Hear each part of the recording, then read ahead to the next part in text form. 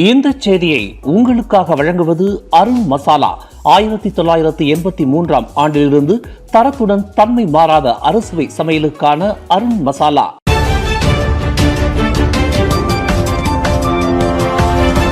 வணக்கம். திசைகளின் ஒரு மணி செய்திகள். இந்து சமய அறிவை பெருக்கிக் கொள்ள ஒவ்வொரு ஆலயமும் சமய மாநாட்டை முன்னெடுக்க வேண்டும். டத்தோஸ்ரீ சரவணன் வலியுறுத்து. இந்து மதத்தில் தொட்ட இடமெல்லாம் நல்மணிகள். இறைவனின் இயக்கத்தை பற்றிய விரிவான சமய அறிவை நமது இளைய தலைமுறையினர் பெறுவதற்கு ஒவ்வொரு ஆலயமும் சமய மாநாட்டை முன்னெடுக்க வேண்டும் என்று மாய்கா தேசிய துணைத் தலைவர் டத்தோஸ்ரீ எம் சரவணன் வலியுறுத்தினார். சாம்பிராணி புகையில் கூட தெய்வீக சக்தியை கண்டவர்கள் இந்துக்கள். குழந்தைகளின் உடல் ஆரோக்கியத்தை காக்கவும் நோய் தொற்றை தடுக்கவும் மரத்தில் இருந்து உற்பத்தியாகின்ற சாம்பிராணியும் அதன் புகையும் தெய்வீக சக்தியாக பயன்படுத்தினார்கள். இதுபோன்ற சமயம் சார்ந்த ஆழமான விஷயங்களை நமது பிள்ளைகளுக்கு இளம் வயதிலேயே போதிக்கப்பட வேண்டும். அதற்கு ஒவ்வொரு ஆலயமும் சமயம் சார்ந்த மாநாட்டை நடத்த வேண்டும். பக்தி மார்க்கத்தில் ஏற்படும் நிம்மதியே நமது வாழ்வியலின் அடித்தளம் என்று தாப்பா நாடாளுமன்ற உறுப்பினரான டத்தோஸ்ரீ சரவணன் வலியுறுத்தினார். Johor Kluang Taman Bersatu Jalan பத்து பஹாட்டில் வீற்றிருக்கும் ஸ்ரீ வேல் முருகன் ஆலயத்தின் ஏற்பாட்டில் அதன் தலைவர் கணேசன் சுப்பையா முன்னிலையில் 2 தினங்களுக்கு நடைபெறும் 2025 ஆண்டுக்கான மாபெரும் சமய மாநாட்டை இன்று சனிக்கிழமை காலையில் குத்துவிளக்கேற்றி அதிகாரப்பூர்வமாக தொடக்கி வைத்து உரையாற்ற டத்தோஸ்ரீ சரவணன் மேற்கண்டவாறு கூறினார். நாட்டில் இருக்கிற ஒவ்வொரு ஆலயமும் நம்முடைய சமயமான நம்முடைய கணேசன் அவர்கள் மெய்யும் உங்களை பார்த்தோன்னு எனக்கு அதான் ஒரு பொண்ணும் மெய்பொருளும் தருவான். இந்த ஆலயத்துடைய பெரும்பாலான செலவு அவங்க சொந்தமாக செய்யும். ஆனால் ஒன்று கவலைப்படாதீங்க, கணேசன் இறைவனுக்கு கொடுப்பது வீண் போகவே போகாது. நீங்க எவ்வளவு கொடுக்கிறீங்களோ அதுக்கு பல மடங்கு திருப்பி கொடுப்பான். எனது நிலையில் சிறிது உயர்ந்தால் உனது கோவில் மலரும் அப்படின்னும் போது உங்களுடைய நிலையை உயர்த்தப்ப இந்த கோயில் மலர்ந்திருக்கு. அதனால இறைவனுக்கு கொடுப்பது நமக்கு திருப்பி வரும். ஆனால் தொடர்ந்து இது போல செய்யும். உங்களை பார்த்து மற்ற ஆலயங்களை பின்பற்ற. ஒவ்வொரு கோயிலும் சாமி எங்கள் நாட்டில் குறைஞ்சது 5 மில்லியன் 10 மில்லியன் 15 மில்லியன் கட்டிக்கிறோம். கோயிலுக்கு உள்ள போற கல்லு கூட சாமியா வந்துருக்கு. இவன் போனவன் மனுஷனா கூட திருப்பி வரமாட்டான். ஏன் வரமாட்டான்னா அவனுக்கு சமய அறிவு கிடையாது. அது போல சமய அறிவை தொடர வேண்டும் என்றால் இந்த ஆலயம் போன்ற நாட்டில் இருக்கிற எல்லா ஆலயங்களும் ஒவ்வொரு ஆலயமும் இது போன்ற சமய மாநாடு நடத்தும். அது போல வேற ஒன்றும் செய்ய வேண்டாம். முன்னதாக வரவேற்புரையாற்றிய வேல்முருகன் ஆலயத்தின் தலைவர் கணேசன் சுப்பையா சமய மாநாட்டை அதிகாரப்பூர்வமாக தொடக்கி வைத்த டத்தோஸ்ரீ எம் சரவணனுக்கு பொன்னாடை போர்த்தி மாலை அணிவித்து நினைவு பரிசு வழங்கி சிறப்பு செய்தார்.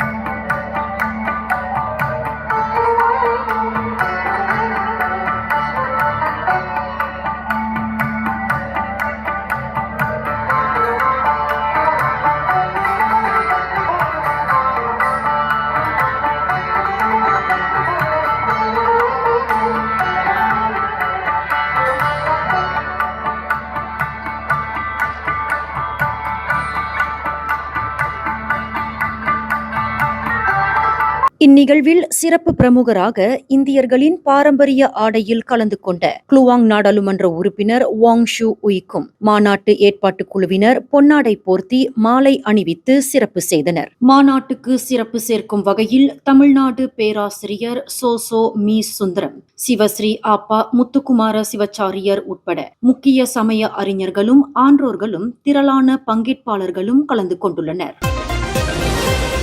இன்று சனிக்கிழமை நடைபெற்று வரும் சபா மாநில 17வது சட்டமன்ற தேர்தலில் அதிக அளவிலான உள்ளூர் மக்கள் வாக்களிக்க வேண்டும் என்ற நோக்கில் பரிசா நேஷனல் போக்குவரத்து வசதிகளை ஏற்பாடு செய்துள்ளது. சபா மாநிலத்தில் பல கிராமங்களில் சாலை வசதிகள் அவ்வளவு சிறப்பாக இல்லை என்பதாலும் வாக்களிப்பு மையங்களில் இருந்து அவர்கள் நீண்ட தொலைவில் வசிப்பதாலும் இந்த ஏற்பாடு செய்யப்பட்டுள்ளதாக மாசிசா பொதுச் செயலாளர் டத்தோ சாங் சின் வூன் தெரிவித்துள்ளார். அதேவேளையில் கடந்த 2 நாட்களாக பெய்த கனமழையினால் சில கிராமங்களில் வெள்ளம் ஏற்பட்டிருப்பதால் அப்பகுதிகளை சேர்ந்த வாக்காளர்கள் வாக்களிக்க மிகவும் சிரமப்படுவார்கள் என்றும் சாங் சின் வூன் குறிப்பிட்டுள்ளார். இந்நிலையில் அவர்களை வீட்டிலிருந்து வாக்களிப்பு மையங்களுக்கு அழைத்து வர இந்த கார் சேவையானது பயன்படுத்தப்பட உள்ளன. மேலும் கடந்த 2 வாரங்களாக நடைபெற்றுள்ள தேர்தல் பிரச்சாரத்தின் போது மக்களிடம் தங்களது தொடர்பு எண்கள் பகிரப்பட்டுள்ளதாக குறிப்பிட்ட சாங் சின் வூன் போக்குவரத்து வசதிகள் தேவைப்படுவோர் தங்களை தொடர்பு கொள்ளலாம் என்றும் தெரிவித்துள்ளார். இன்று சனிக்கிழமை நடைபெற்று வரும் சபா மாநில தேர்தலில் பல தொகுதிகளில் கூடுதல் வாக்குப்பெட்டிகள் பயன்படுத்துவதாக தேர்தல் ஆணையம் அறிவித்துள்ளது.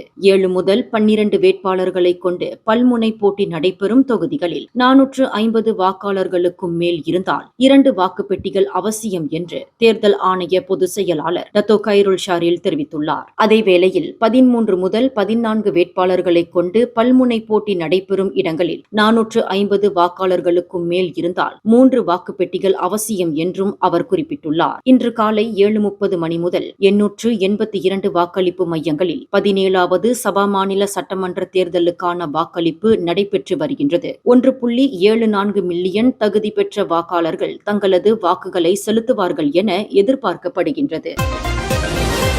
கேமரன் மலை தனாராத்தாவில் உள்ள புஞ்சா அரபேலா அடுக்குமாடி குடியிருப்புக்கு செல்லும் சாலையானது நிலச்சரிவின் காரணமாக நேற்று துண்டிக்கப்பட்டதால் அங்கு வசிக்கும் 700 குடியிருப்பாளர்களின் போக்குவரத்து பாதிக்கப்பட்டது. இச்சம்பவம் குறித்து நேற்று இரவு 8:30 மணியளவில் போலீசாருக்கு தகவல் கிடைத்ததாக கேமரன் மலை மாவட்ட போலீஸ் தலைவர் அஸ்ரி ரம்லி தெரிவித்துள்ளார். இதனையடுத்து உடனடியாக அங்கு விரைந்த தீயணைப்பு மற்றும் மீட்புத் துறையினர் அங்கு வசிக்கும் மக்களின் பாதுகாப்பை உறுதி செய்ததோடு மீட்பு நடவடிக்கைகளில் ஈடுபட்டு வருகின்றனர். அதேவேளையில் அப்பகுதியில் மண்ணின் நிலைப்பு தன்மையை மதிப்பிட உடனடியாக கனிமங்கள் மற்றும் புவி அறிவியல் துறைக்கு தகவல் தெரிவிக்கப்பட்டுள்ளதாகவும் அஸ்ரி ரம்லி தெரிவித்துள்ளார். இச்சம்பவத்தால் உயிரிழப்பு எதுவும் ஏற்படவில்லை என்பதையும் அவர் உறுதிப்படுத்தியுள்ளார்.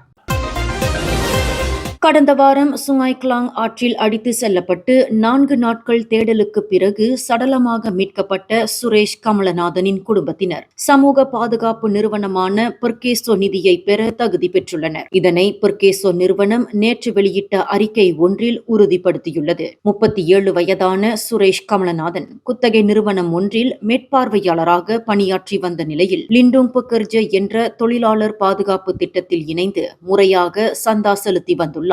என்றாலும் கடந்த ஏப்ரல் மாதத்தோடு அவரது சந்தா தொகையானது செலுத்தப்படாமல் நின்று போன நிலையில் அக்டோபர் மாதம் வரையிலான மீதமுள்ள சந்தா தொகையை சுரேஷ் பணியாற்றிய குத்தகை நிறுவனம் செலுத்தியது. இதனையடுத்து பெர்கேசோ திட்டத்தின் கீழ் சுரேஷின் குடும்பத்தினரான அவரது மனைவிக்கும் அவரது 6 வயது மகனுக்கும் மாதந்தோறும் 2655 ரிங்கிட்டும் சுரேஷின் இறுதி சடங்கு செலவிற்காக 3000 ரிங்கிட்டும் வழங்கப்படும் என்று பெர்கேசோ நிறுவனம் அறிவித்துள்ளது. சிங்கப்பூரில் கடுமையான குற்றங்களுக்காக தொடர்ந்து மரண தண்டனை விதிக்கப்பட்டு வருவதை அந்நாட்டின் வெளியுறவு அமைச்சர் விவியன் பாலகிருஷ்ணன் நியாயப்படுத்தியுள்ளார். சமுதாயத்தை பாதுகாக்கவும் குற்றங்களை தடுக்கவும் அதுபோன்ற தண்டனைகள் அவசியம் என்றும் அவர் கருத்து தெரிவித்துள்ளார். அதேவேளையில் பெரும்பாலான சிங்கப்பூரர்கள் மரண தண்டனைக்கு ஆதரவு தெரிவிப்பதால் தான் அச்சட்டமானது தொடர்ந்து நிலைநிறுத்தப்படுவதற்கு முக்கிய காரணம் என்றும் மலேசிய ஊடகவியலாளர்களுடன் நடந்த உரையாடலில் விவியன் பாலகிருஷ்ணன் குறிப்பிட்டுள்ளார். கடந்த ஆண்டு சிங்கப்பூர் வெளியுறவு அமைச்சு நடத்திய இணைய கணக்கெடுப்பில் சிங்கப்பூரில் 84 விழுக்காட்டினர் கொலை, போதைப் பொருள் கடத்தல் மற்றும் ஆயுத கடத்தல் உள்ளிட்ட குற்றங்களுக்கு மரண தண்டனை அவசியம் என தெரிவித்துள்ளனர். சிங்கப்பூரை பாதுகாப்பாக வைத்திருப்பதற்கு மரண தண்டனை தான் உதவுவதாக விவியன் பாலகிருஷ்ணன் குறிப்பிட்டுள்ளார்.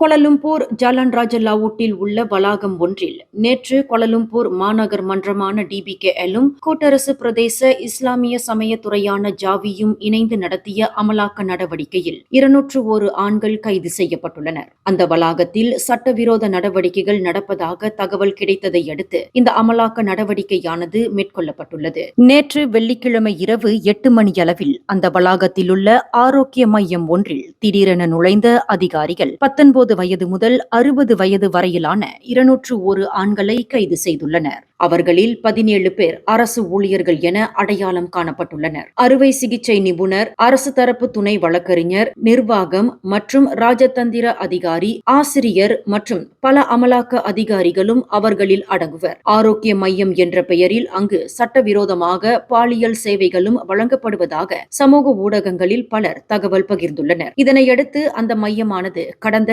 2 வாரங்களாக கண்காணிக்கப்பட்டு வந்ததாக கோலாலம்பூர் துணை போலீஸ் தலைவர் டத்தோ முகமது அசானி ஒமார் தெரிவித்துள்ளார். இந்த செய்தியை உங்களுக்காக வழங்கியது அருண் மசாலா. 1983ஆம் ஆண்டிலிருந்து தரத்துடன் தன்மை மாறாத அறுசுவை சமையலுக்கு அருண் மசாலா. மேலும் செய்திகளை தெரிந்து கொள்ள கீழே இருக்கும் பெல் பட்டனை அழுத்துங்கள். உங்கள் மகிழ்ச்சியை வெளிப்படுத்த லைக் மற்றும் ஷேர் செய்யுங்கள். தொடர்ந்து திசைகளோடு இணைந்திருக்க சப்ஸ்கிரைப் செய்யுங்கள்.